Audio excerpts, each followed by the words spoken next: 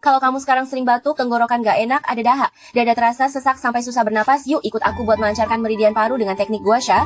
Catatan penting dan siapa saja yang sebaiknya menghindari sudah aku tulis di layar. Jangan lupa like dan simpan ya. Mari kita lihat dulu jalur peredaran meridian paru, dimulai dari titik Zongfu dan Yunmen di bawah tulang selangka, melewati bagian dalam lengan lalu terus turun hingga ujung ibu jari. Pertama, temukan titik akupuntur Yunmen. Yunmen terletak dilekukan tepat di bawah tulang selangka. Titik Zongfu berada sekitar 1,5 cun di bawah Yunmen dan ini adalah titik pertama pada meridian paru.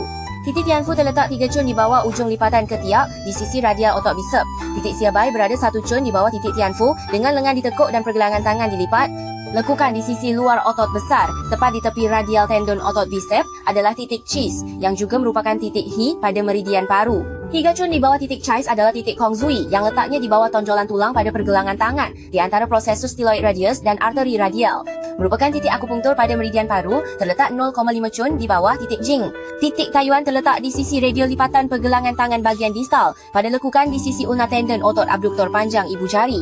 Titik Yuji terletak di tengah sisi radial tulang metakarpal pertama pada perbatasan antara kulit merah dan putih dan merupakan titik rong dari meridian usus besar. Titik Shaochang terletak di sisi luar ibu jari sekitar 0,1 cun di atas bagian bawah kuku dan merupakan salah satu titik meridian paru. Selanjutnya, ikuti saya untuk langsung mempraktikkan teknik kerokan pada meridian paru. Seperti biasa, sebelum melakukan guosha, oleskan dulu minyak esensial supaya kulit tidak tertarik. Mulai dengan mengikis di titik Yunmen di bagian tengah dada, gerakkan dari bawah ke atas sebanyak 50 hingga 100 kali. Kalau biasanya sering batuk-batuk atau gampang marah, berarti ada sedikit sumbatan di area dada, di sini bisa dikerok lebih sering. Kalau bagian ini lancar, badan juga akan terasa nyaman. Lanjutkan menggerek ke bawah sampai titik Tianfu dan Xiabai, lakukan sekitar 50-100 kali.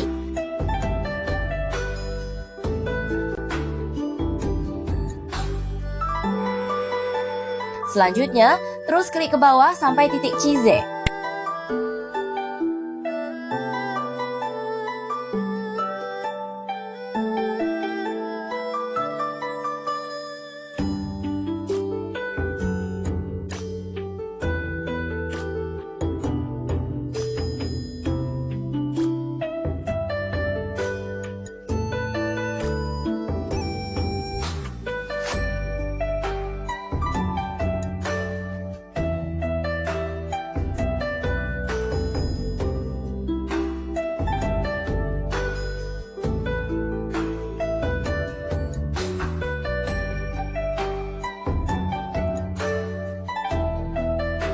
Di bagian ini adalah titik akupuntur penting, jadi perlu diberi tekanan lebih.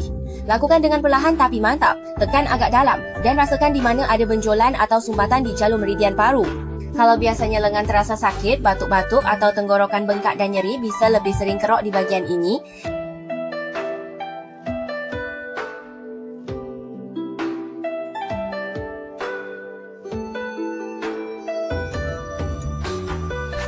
Lanjutkan mengerik ke arah lengan bawah sampai ke titik Taiyuan. Titik-titik akupresur di lengan bawah itu cukup penting, jadi disarankan teman-teman untuk menggosok bagian ini dengan maksimal. Kalau menemukan titik yang terasa nyeri, beri perhatian dan pijatan ekstra di bagian itu. Selanjutnya, terus kerik sampai ke titik Shangshang.